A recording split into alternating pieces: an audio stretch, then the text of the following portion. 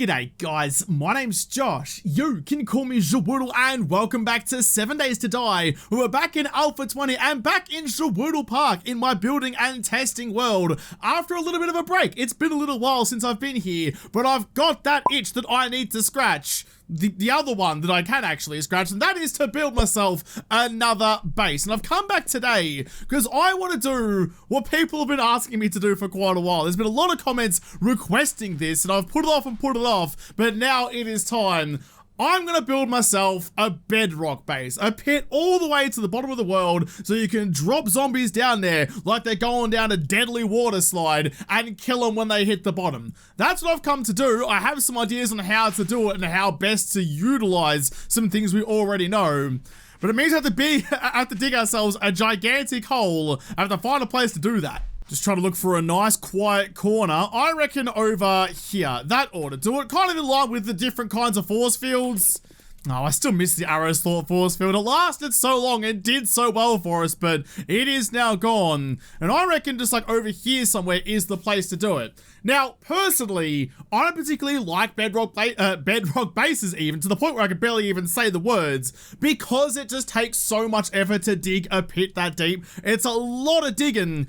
And if you're doing that by yourself, especially like early game with stone tools, you're just going to be there for like an entire week, not raiding, not killing zombies, not doing anything but moving terrain, which doesn't sound like too much fun for me. But I do want to state, if that's what you think is fun, if you like playing with bedrock bases, no judgment at all, play the game how you have the most fun. That's what I always talk about. But this is where we're going to go. Unfortunately, I don't need to dig myself a gigantic hole manually because I have dev tools, which makes life so much better. I'm trying to remember the key things from the last time I built a bedrock base, which I think was in Alpha 18, it might have been, the Sarlacc pit base, when we used, just wedge tips, back when the steep wedge tips worked, just use those to slide zombies down into the gullet of the desert beasts. But in this case, I think I want the chute to be a little bit narrower. So how wide is this one? 1, 2, 3... 4, 5, 6, 7, 8, 9, 10, 11. So it's 11 by 11, and just kind of like eyeballing that looks about the right size to me. I don't do ever like actual finite measurements. It's just guesswork all the time. Just dug myself one big gigantic shaft all the way down to the bottom of the world. You can tell it's bottom of the world because you get that metallic clang noise instead of the regular block breaking sound. Block break. I'm not having a good day for R's and L's today. But either way, I'm going to mark that down the bottom with my Z key, which you can do in both creative and debug, I think. Mark that down there. I'm also going to mark that there, so I know that that is my 11 by 11 column. We're going to go replace blocks with air and all of the same type, and like that, and like that. There we go. That's the only way I can ever really foresee myself digging myself a pit that deep, because digging all of that with tools, no bloody thank you. But there you go. That is like the main crux of what we're going to be doing. Just one gigantic hole all the way down to the center of the earth, like we're Brendan bloody Fraser. So for this next bit, we do actually have to be a little bit careful because we can't just stack blocks off the side of the sand. The structural integrity just isn't there at all. It's the same structural integrity of some pretty soggy tissue paper. Why it's soggy, we're not going to get into right now. But you can only stack one block off the side of it, which means you can't cover this with anything. And as it is, the zombies aren't going to treat this as an access point at all. They're just going to dig their own shaft down the side of it, dig their little stairs into the side of it like they're playing Minecraft, and come down with their sledgehammer hands. So I need to build something over the top to protect it and make it more viable, which means I probably do need to replace the sides of this with concrete, give it some proper structural integrity. Oh, that's going to be a lot of work. I was just about to replace every wall of that shaft with concrete blocks. It just didn't sit well with me. Like all of the bases that I try and build, I'm trying to be as efficient as possible with building materials. Like, sure, you could build yourself a gigantic castle up on the cliff, and that would be sick, but super resource intensive. So I try and build bases that are doing the best job with as little material as possible, and putting in a couple of 100 blocks of concrete doesn't really mesh with that ideal. So instead, what I'm going to do is just chuck down some concrete all around the rim up here, because that's going to be connected in the game's mind. That is connected to bedrock in a solid way, for a terrible way of explaining that. But there's no gaps underneath it, so the structural integrity is infinite because it's connected to bedrock. So just putting like a little frame up here will mean that I can now go as far out across as I could on any other regular concrete building. So structural integrity, a massive improvement. Just gonna put a little ring around the top, a little tingly bit. Now that I have this big old ring at the top of me shaft, I do need to make sure I make the zombies' lives as easy as possible so I can get up on top of that without too many dramas. I mean, you know, I need to make sure I'm looking after my zombie victims before I send them to the bottom of the world to be turned into nothing but a slushy, gooey pile of bones and flotsam. Chuck it in like that. That'll make their lives nice and easily. One last glimmer of joy before I savagely murder them. But the next bit, this is what like the actually important part of a bedrock base. I need zombies to come up here and willingly walk out over the precipice to then fall down to their deaths. If I leave it like this, the zombies will just tunnel down through the soft sand and ignore the big air shaft over here completely. So, I need to use a very special block to do that, and for this part, I do need to say a massive thank you, a massive shout out to Primate Games, a fellow content creator in the 7 Days world, because he is an utter legend, and he DM'd me a while ago on Twitter saying, hey, I found the perfect block for this exact situation. He didn't even know he was helping me this much, but he sent me through a little video showing me these bad boys. What are they called again? No, I need the name of the shape, you muppet, not the name of the bloody block. No, not that one. Where are? The door trim 1 meter double. Because basically these blocks in the zombies' brains, these blocks are passable. They need to be because they're a door trim. If they were blocking things off, that would be really annoying. But it still applies to them when you chuck it down. Not that way, on face is what I need, when you chuck them down on their side like that. I'll chuck a bunch in and show you a demonstration so you can see what I'm talking about, but this is gonna act like the complete opposite of what a force field does. With a force field, we need a block that the zombies don't see that we can walk on. With this one, we need a block that the zombies don't see but think they can walk on and will then fall through. So polar opposites, but twice as useful. There we go, I've built myself like a sewer grate looking thing that's all looking ready to be tested out. I've just got my body all the way down at the bottom here so we can see how the zombies are actually going to react, because with a bedrock base, you'd be at bedrock fighting the zombies as they fall anyway. So let's chuck in a couple of Arlene's, please. We've got 25 of them, let's just go like 10. Get your attention, please. Come over this way and you should run straight over and run straight down. Oh, those cheeky pimps are at it again. They've changed the pathing on these. Okay, well, we're gonna have to find a different one. That's right, no such thing as a failed experiment, just a result I wasn't anticipating. Although, it's a good example of what happens when you don't give them a viable pathway. They're trying to tunnel down to get to me. If they had more coordination, they'd be succeeding much more than that, but it's Arlene, she's got other issues to deal with. See, that's what I wanted. Why can't you all just do that? There you go. Although, me and Sue Arlene sounds like a good time. Let's get dirty in the bottom of a pit. Alright, well, I'm just gonna have to find a new block to replace this with that's gonna work even better. But still, a massive thank you to Primate for sending me that video in the first place. It was sent to me in like Alpha 20 proper, and we've had several updates since then. And as we know firsthand, if you find a block that works too well against the zombie AI, it will get patched out. But all that aside, what block will we use instead? Man, I just love being a part of the 7 Days creator community though. Like, it's just a bunch of legends making cool content and having sassy banter on Twitter. What a good game to get involved in. I suppose I could go just with like a tried and true method, like what I use over here, my regular zombie dropper, upside down wedge tips with a half block on top. We know that that works without really blinking an eye.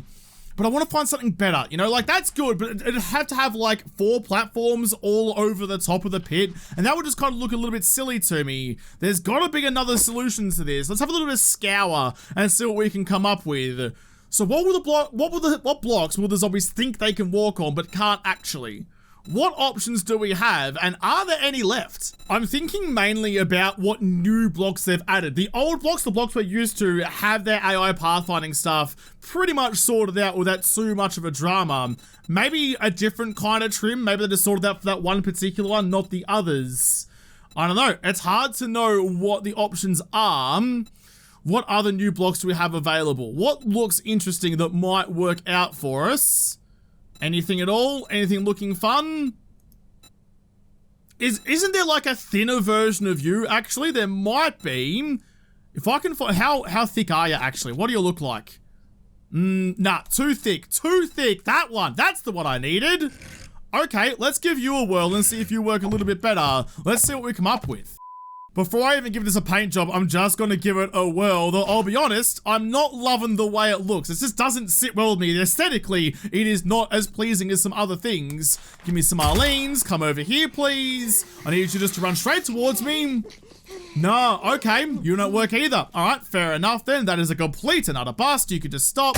I'm starting to understand why people were messaging me, asking me how to do this, because apparently they've covered a lot of their bases. Cheeky, cheeky fun pimps. Rather than constantly refilling that giant hole, I'm gonna use my little testing rig over here that we used to find the new force field, which is still kicking ass. That, I'm pretty sure still works actually. Should we just give that a cheeky little test run while we're here to make sure that's still working the way that it should? I mean, it should, because effectively what I had before was another force field. That one's just nice and smooth so vehicles can get across it. Nice, nice, nice. Always good to just double check your work and verify that it's still happening the way you want it to. Okay, so I can just use this again to find a new block. So I need them to run up and fall through. That's what I'm looking for. What's going to give that to me? It's just a trick of finding a block that has enough body to it to trick the zombies into thinking they can walk on it, but then they actually can't. Like, stuff like this would be awesome if it worked. Same with like poles and whatnot, because it's got such a little surface area. I mean, you are a new block though, so I won't write you off until I give you a proper whirl. Chuck you down, get a couple of zombies again. I need you to go up the far side. Oh, they thought about it. Nah, they're going the wrong way around. Okay, so that doesn't work either. That's kind of like the holy grail of what we're looking for. Small blocks, but big AI pathfinding values.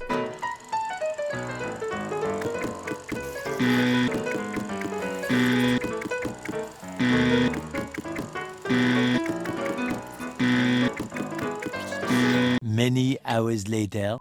A lot of this will have been cut out because I've just tested so many blocks one after the other and found no real success so far, to the point where I'm starting to now consider that maybe the zombie dropper that we know, although we did have some issues with that the last time I looked at it actually, I'll have to revisit it at some point and see if it still works, but the zombie dropper or like the pole hop that I used in the barn base might be the best options, just to try and trick them into trying to path, giving them a potentially viable one, but then their weird characteristics of movement mean that they fall off and down into the depths.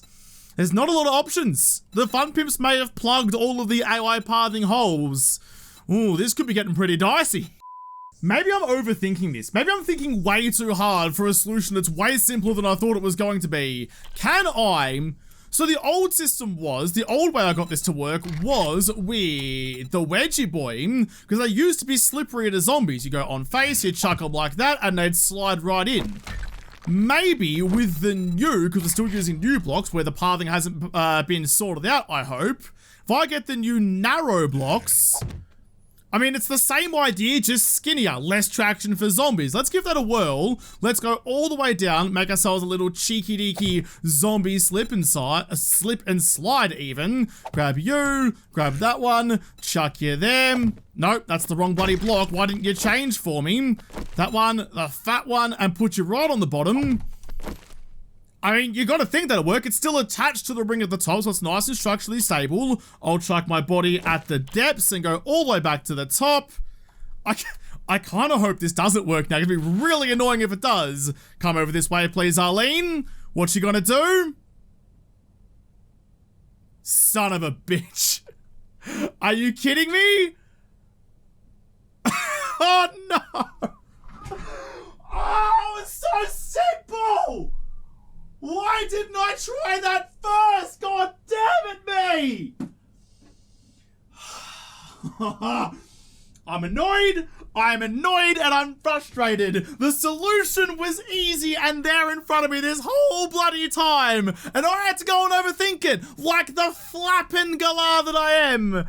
God damn it! That's okay. It's okay. I'm only a lot frustrated, but it means that we now know a bunch of blocks that don't work, and that is basically all of them. There's no easy solution anymore, other than the easy solution. Right. Awesome. So I guess we're just going to go around and attach a bunch of narrow wedge blocks to the framing up here.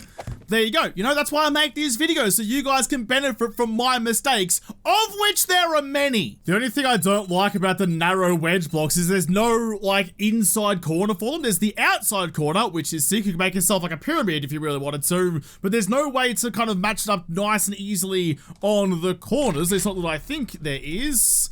I have to search through all of these instead. If it would be under the wedges, wouldn't it? Wedge. Half the importance of information is knowing how to search for it. Like that one? No, that's too thick. That's too much of a thick boy. What else we got? Any narrows? I don't think so. Yeah, okay, so there's no, like, narrow version of this one, and that one's just too big boy to match up. And actually, we'll give the zombies traction, so they'd prefer that one when they can hop back out of the hole again to where they're gonna slip and slide to their doom. So I guess in that case, I might just make it double-sided rather than quad-sided. Like, effectively, it's not gonna matter. The results are gonna be the same, because the zombies won't see that as an option, but will see the slopey sides as an option. So that's all good. Copy that shape, copy that rotation, build my slip and slides again. And once it's all done, I'll run another test, but I'm pretty confident of that one now. Actually, before I carry on, I'll put my body back at the bottom again, and I'll just see, like, what the critical block for that is. If you can just run it with just the tips, go like that, turn on your eye.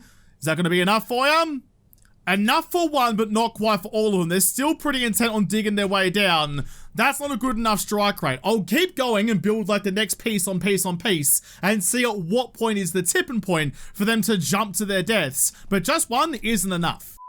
None of the tests work, so we're all the way back up to the full-size slide now. So it's 4 blocks, all 4 narrow blocks, which is very handy if you're making a garage or something. It's a nice, easy slope up for vehicles to get over without having any collisions. But apparently it's good for zombies too. Well, I was going to run, like, just another test with a couple of Arlenes, but I think instead I'm going to whack it onto Horde Night and just see what happens, because, you know, if it doesn't work on a Horde, then it's kind of redundant. They could all come over this way. I'm really hoping this goes nice and smoothly, and they just throw themselves to the bottom. Done. So you do need all 4. That's nice and lovely. They're going to keep on coming, keep on sliding, keep on throwing themselves to the depths. So good. So good. And still ticking the boxes for efficiency, for aesthetics, for everything that I needed. Yeah, that was good. That looks good. It's like a gateway to hell. Someone call frickin' Arkantos? No, fucking who's the dude who guards the underworld? Arkantos was the hero. Kronos, that's the one. Age mythology knowledge is a long way back there. I actually really like the aesthetic of that. No lie, I actually really dig how that's come together. Because it looks like, you know, you have the new shutter blocks? These things? It looks like an upside down version of that. Like a big old zombie trapdoor down to the depths of hell. I'll grab you, stick you flat on the ground so I can show if I stick you up like that. It's like just a bigger version of that.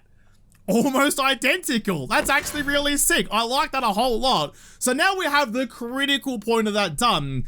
Like, that's the one part that needs to be built like that, and it is scalable. You could build this really big or really small, though not so small they get kind of cramped up in the chute. I think that at, what, 11 by 11 is probably about the right size, but that means that down at the bottom, you can basically build whatever the hell you want. You could build yourself a hut, you could just stand down here and stab zombies as they go goopy on the floor, because from that height, they will take damage and go ragdolled. They won't die immediately, though. They patched that out a long time ago. They'll only take a third of their max HP damage from the fall. I'll see if I can quickly show you that. Give me 1 Arlene. There you go. Come and join me down here, please. Come on, Arls.